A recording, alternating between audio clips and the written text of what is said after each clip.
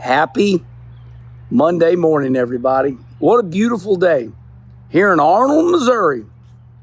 About 20 miles south, I guess you could say southwest of St. Louis. All right, let's get right to it. That all-star race on Sunday night. What was that all about? I mean, seriously, there has been so much bitching and moaning over the last month about NASCAR is this, NASCAR is that. And out of nowhere, is one of the best races we've seen. And, well, I'll tell you what, I'll let you respond right here. What was it about that racetrack? What was it about the fans? What was it about the facility? I'm going to do my very best to give my opinion on why I thought the All-Star race was so unbelievable. Hold on now, we got a lot more to talk about. Why was that truck race unbelievable? Why was the Wayland modified race at 1 o'clock in the day on Sunday? Why was that so unbelievable? Every once in a while, the perfect storm comes about. I think the All-Star race was the perfect storm. I really do. And as I always say, here's why. I'm going to give you all the reasons that the All-Star race was unbelievable. Number one, every fan there wanted it to be. They came there with a positive mental attitude. Years ago, Alan Kwiecki won his very first ASA race at Lonesome Pine, Virginia. And Paul Andrews, he grabbed the chalkboard, and it was a last-minute caution. And Paul Andrews on Alan Kwiecki's chalkboard for his first ASA win wrote PMA.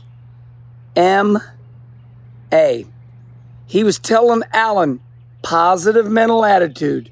Don't let no gremlins come into your head.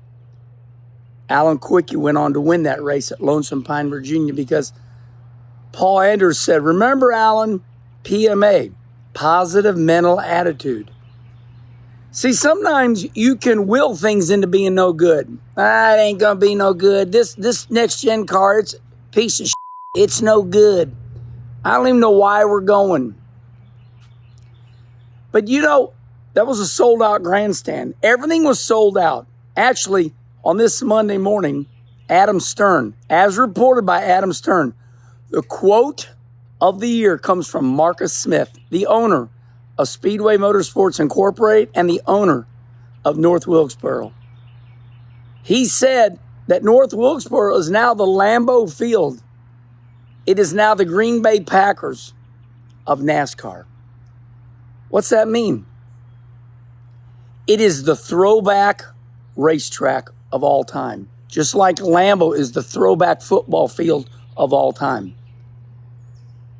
When you look at what happened to North Wilkesboro, you can't help but to, oh man, this is awesome.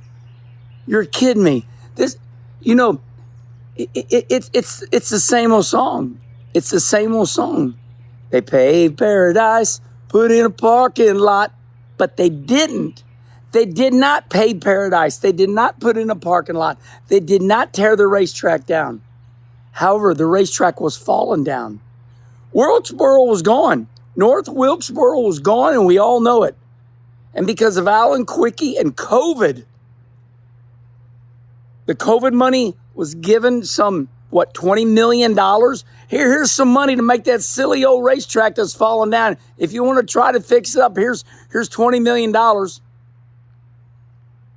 And because of Dale Earnhardt Jr.'s tenacity to go, hey, let's make an iRacing. Let's go out there and let's clean this track up so we can scan it and make it an iRacing track for, on iRacing on our computers. They started pulling the weeds away from this gym, and when they cleaned it all up, I was like, damn. It's like some old man that's got hair all over his face, and he's got long hair, and they're like, let's shave him up, let's cut his hair. And that's what happened to Wilkesboro. Little by little, they peeled away, and they said, why the hell did we ever get rid of this racetrack? It always provided the greatest races. And that, my friends, is the next thing I'm going to tell you. What's turn 1 and 2 got in common with all the other racetracks? Not a damn thing. That's right. In the truck race, Lane Riggs goes down that front straightaway, downhill, and can't slow his truck up enough, and he goes sliding up into Corey Heim. What happened in the All-Star race? The same damn thing. Christopher Bell goes flying down into turn 1, and he goes sliding up into Joey Logano. See, it's that front straightaway, everybody, and going into turn 1 and 2. It's flat on the bottom. It's banked on the top 2. It's called progressive banking, but almost debank as you get into 1. So when you go flying down in there with your race car, the left front kind of rears up. Oh, no, I'm going to slide fly. It de-wedges it. It means it takes pressure off the left rear. The racetrack is built like that by mistake. By mistake. When you enter the turn 1 at a high rate of speed and you smash that corner, it's very hard on old tires to hold that car down, especially when you're going hard. Wilkesboro is the gem. Let's go back 30, 40 years ago. Ricky Rudd and Rusty Wallace, same damn thing. Same damn thing. Ricky gets in, hits Rusty.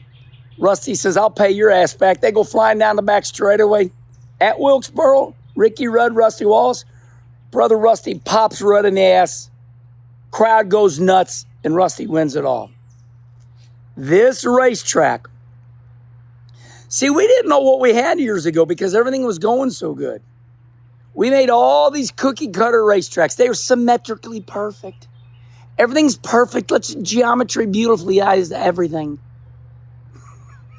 Word of the day. Geometrically beautify everything today. Wilkesboro is not geometry beautified. It's a mistake, a beautiful mistake.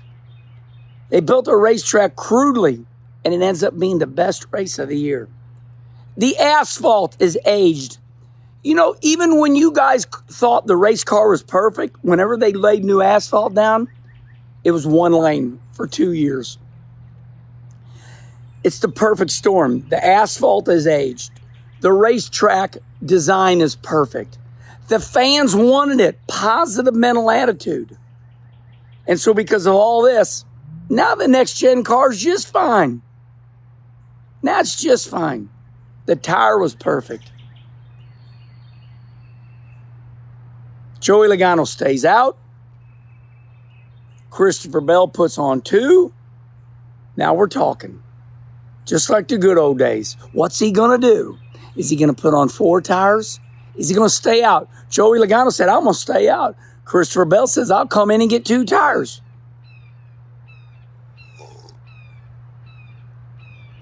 You see, everything's just fine. I'll leave you with this, everybody.